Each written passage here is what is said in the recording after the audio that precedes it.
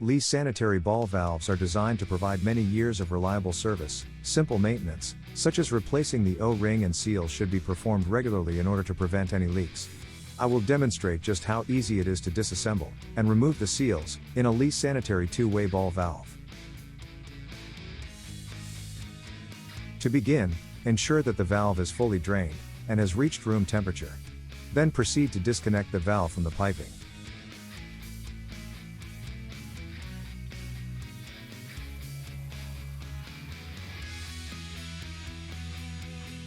Once the valve is disconnected, unscrew the top wing nuts and separate the top adapter from the valve body.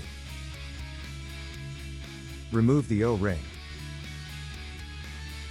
Slide the intake seal up and out of the valve. Rotate the handle to the open position, and then unscrew the handle wing nut. Remove the handle, and while securing the ball, use the handle to loosen the packing nut. Once loosened, continue to unscrew the packing nut by hand, then remove.